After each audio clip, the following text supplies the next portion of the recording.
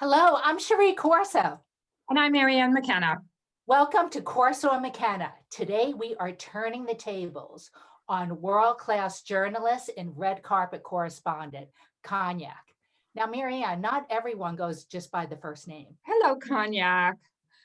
Hello, my darlings. Merry Christmas and Merry Christmas. Champagne kisses. Champagne kisses to you. We are so excited to see you again. It has been way too long. Yes, I know. Way too long. You know, Cognac, you have been in showbiz or around showbiz for so long, and we want you to tell all of us watching today, is this in your blood? Were your mother and father in show business? How did this happen? Okay, I will tell you the story of what happened to me. I've always loved show business, at least 3 years old. My father took me to an old movie in the 60s. I was born 1957. See, there I go. I tell you my age. But anyway, he took me to You're honest. That's what I like about you. You're honest. Listen, I rather tell you my age so that people will say, wow, she looks great for her age. Who wants to hear, ugh, she looks kind of old for, so I rather tell the truth. So anyway, my father takes me to this fabulous movie house with the big marquee and the balconies. And these were old theaters back in the day when everybody went to the movies. This is what got dressed up to go to the movies. Oh yes, it was an event. Oh, you wore your jewelry, you wore so my mother used to wear a hat. So as I'm sitting in the theater with my father, it must have been no more than 3 years old, I see these people up on the silver screen and I'm like, oh my God, what is that? So I says to my father, I says, Daddy, what is that? Are those real people? And he goes, yes, honey, they're actors. I was completely mesmerized. I says to my father, well, Daddy, when I grow up, I want to be an actor. So I was smitten. From then on, that was my dream, to be a movie star, a TV. So anyway. Well, you do have sexy Sundays. Yes. So anyway, I never really pursued it. I went to school, I became a secretary, I did all this, and I got really pretty much discovered by a photographer because I'm very photogenic. And the photographer discovered me, and I was in my 40s when this guy discovered me. And he said, you're too fabulous, you need to be in front of the camera. He took all these pictures, started getting roles on TV and backstage, and in film, I was in The Devil Wears Prada. I've been in a lot of movies, background movies. I've been cast as a featured, not just a background actor, as a featured background actor because of my look. Well, that brings me to my next question. Rumor has it in the industry that Meryl Streep was jealous of you because you took her shine. Is that true? Yes. Yes. The director she told the director of the film, The Devil Wears Prada. Devil Wears Prada. She told the director, I do not want that woman in the scene. Wait, you were supposed to be in that movie? I was in the movie. No, I'm in the movie, but you can't see me because you know what they used to do? But let's just get back to Meryl Streep for a minute. She's an Academy Award winner, yes. Oscar, and she has clout. She has clout. She could tell the director. David Frankel is the director of The Devil Wears Prada, and he also used to do Sex and the City. And they put my friend, right. They put Patricia Fields as the costume designer. So anyway, she told David Frankel, I'm a big movie star. I don't want this girl in the scene. I'm the only one that's allowed to have white hair in this movie. So I would say that there are very few people in this world, Cognac, who intimidated Meryl Streep, but you're one of them. Well, what happened was they don't fire you. They don't take your money away. They still work with you. What they do is they put you in a scene and you're like background where people are walking around in the background, but you can't see me. I'm blurred out. And years later, Do you think that's what it takes to be a star today, where you just have to annihilate, get rid of people that take your shine away?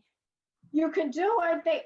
Listen, the world is corrupt, as we see in Washington, D.C. The world is corrupt. Right. You What have the goes on money, behind the the scenes? clout, you can do what you want. So what happened was they did use me, and years later, this happened about a year ago, I'm watching teen Hollywood,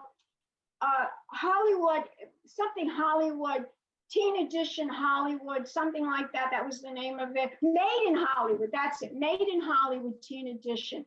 And they were interviewing, this was from years ago, and they were interviewing Patricia Field right on the set of The Devil Wears Prada. And I see myself walking in the background.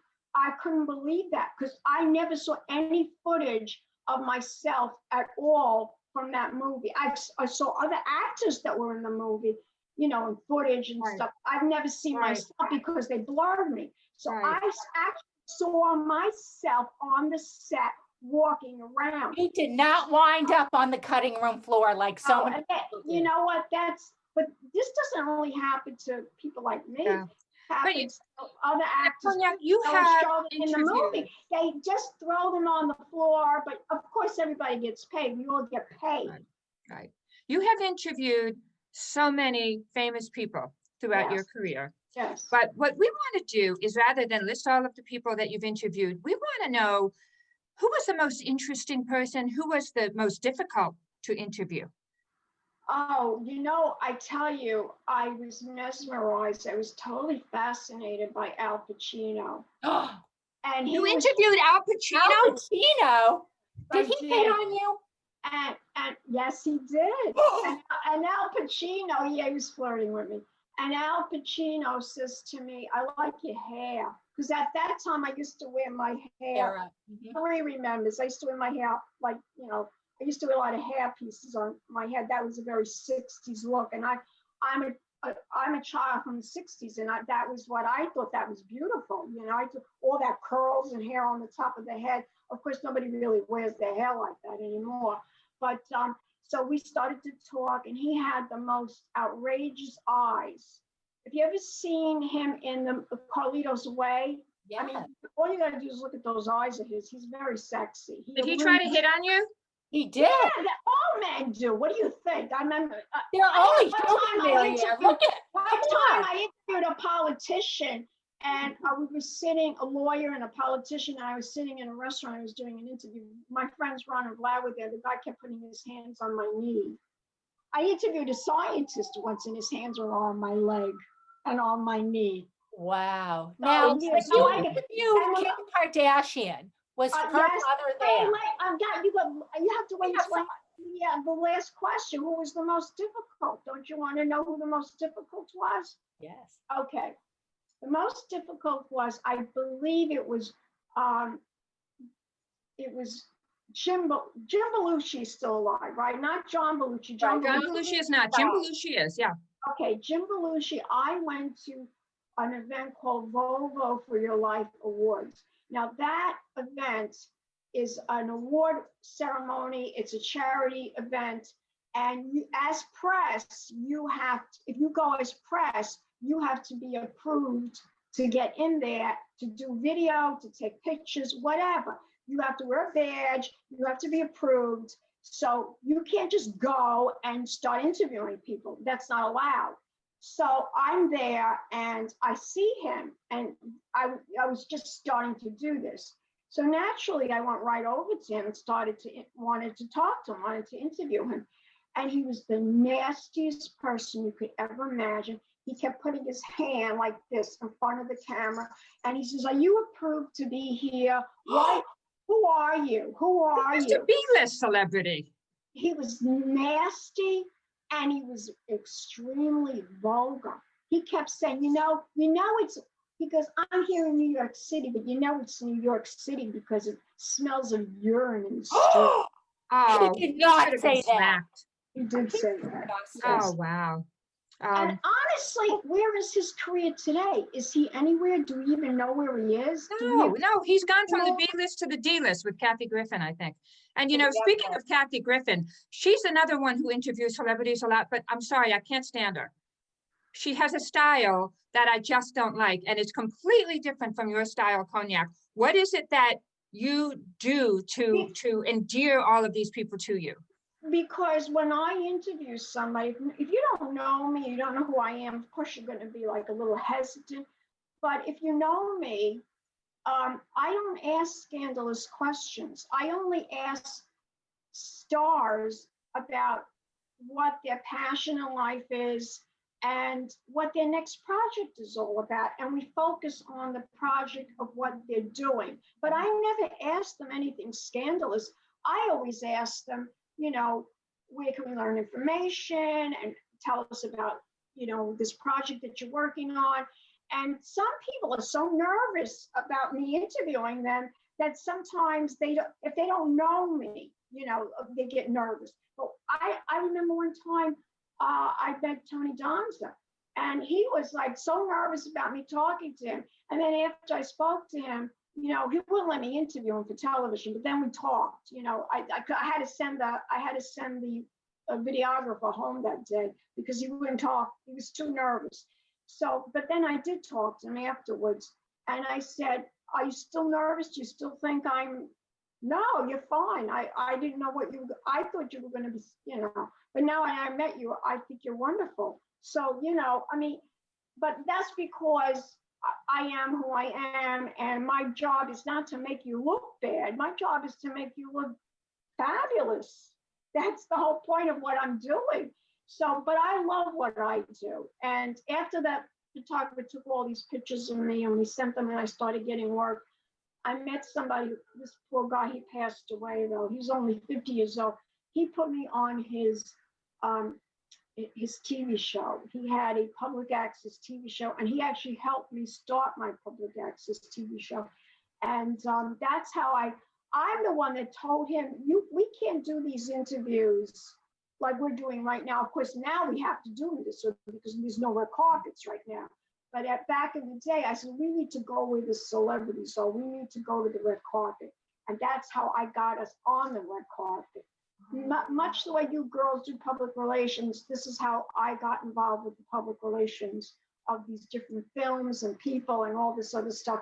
And that's how I was able to get on the red carpet. But you got to have a website, you have to have a TV show, you have to have an online magazine, or you do have to have a magazine, a print magazine. That's the criteria to get celebrity interviews. If you don't have those things, I mean, right, but you've obviously mastered it. Facebook is not going to cut it. You understand what I'm saying? Right. Facebook and Instagram is going. You have to have a legitimate outlet, a magazine, a TV show, an online publication. If you don't have those things, you're not going to get on the red carpet. Right. No, you're absolutely right. But Cognac, you are more than just a red carpet correspondent. You also do editing. You have a media company.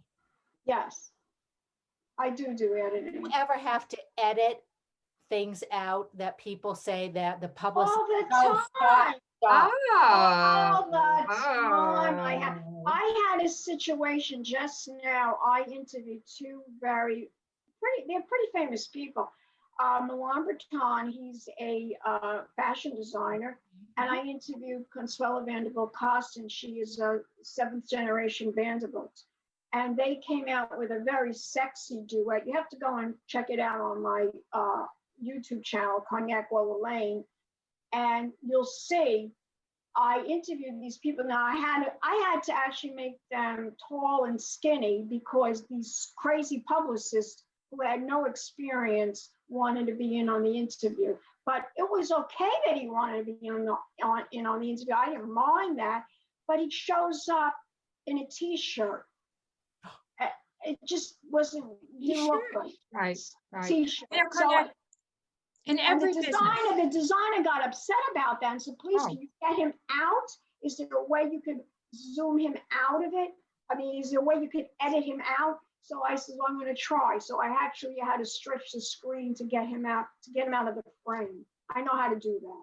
So can you edit out anything on our show that we really don't like if we don't look good or we have to fix our hair or something? I know. Well, you can't edit Maybe, out maybe the not. way you look. We won't need it. But you could edit Right, out yeah, with something. perfection. You could edit something out that, you know, you said that maybe you didn't want. I shouldn't have said. Right, That kind right. of thing. You Well, you edit know, that Cognac, out. in every industry, your industry, my industry, we all have good days and sometimes we have bad days. And has there ever been a day when you woke up and you said to your husband, who I adore, he looks like Burt Reynolds, by the way. Burt Reynolds. Have Bonnie and Bert. you ever woken up one day and said to your husband, oh, I dread having to interview this person? No, I never felt that way. I love what I do too much. I never felt that I never really, you have to understand something. A lot of times when I do go to interview people, I don't really know what they're going to be like until I meet them, you Right. know? So you have to be very adaptable then to their personality, right? So I've never really, I mean, it's only after I've interviewed them, like I told you with Bellucci, I had that problem with him. But most people know I don't feel that way. And I've interviewed so many wonderful people. I mean, the list goes on and on. I mean, I've interviewed, like she said, Kim Kardashian, Alec Baldwin. I even interviewed Henry Kissinger, who I thought was adorable. So who would you go have a beer with? Who would you go have a beer with? We tomorrow? know your husband. I interviewed Henry Kissinger many years ago at the International Emmy Awards. By the way, they just gave Governor Cuomo an international Emmy. They called it an Emmy, but it was not just an Emmy. It was an international Emmy award that they gave him. So the International Emmys is a little bit different than the Emmys. The International Emmy Awards is excellence in television all over the world. And I go to that every year. And they don't film that in Hollywood. They do it here in New York City. And it's a real red carpet, and it's a big thing. And I've interviewed so many wonderful people. I think that year, many years ago, Henry Kissinger was given the Founders Award. And I believe You know what, that proves our point. There's so much fake and smoke and mirrors that go on behind the scenes. Don't you ever just want to expose? Tell us one thing that happens on the red carpet that people really need to know. Our audience is very interested. What do you mean? Like, well, you know what? Will say you can't ask this, you can't ask that, where they keep them so guarded. I've had publicists come up to me and stand right next to their client. And you only can ask one question. You can only ask two. Sometimes you're lucky you could ask two questions. At the International Emmys, I don't really seem to have a problem with them. I don't have that problem too much. But I have been at events dealt with publicists that were horrible. You can't ask any questions. Sorry, you can't do the interview. Or I had that with the wrestler, Hulk Hogan. I'm standing there and I said, listen, all I want to do is ask the guy one question. And he says, we'll see. And then he brought out these two other people, I could care less who they were. They were wrestlers, but I mean, I'm not into wrestling. But Hulk Hogan, I would have liked to interview, right? So he goes, all right, here's your chance. Go ahead, ask the one question. I said, I don't want to ask them any questions. I want to talk to Hulk Hogan. So you can't interview, that's it, off the red carpet. So you see, I've had my share of problems. And you know what the funny thing is? It's karma. This man that did this to me, he passed away. He died. Wow. He died. Yeah. I interviewed Hugh Jackman. He was at an event. Gorgeous. He was the real deal. Tom Cruise is the real deal. These men are class. They know how to conduct themselves. Who have you interviewed that we all know that just is nothing without a script? I told you that Bellucci. I mean, Yeah. But you know, I will say that actors are not really easy people to interview because most actors don't really know what to say. They're given a script Right now.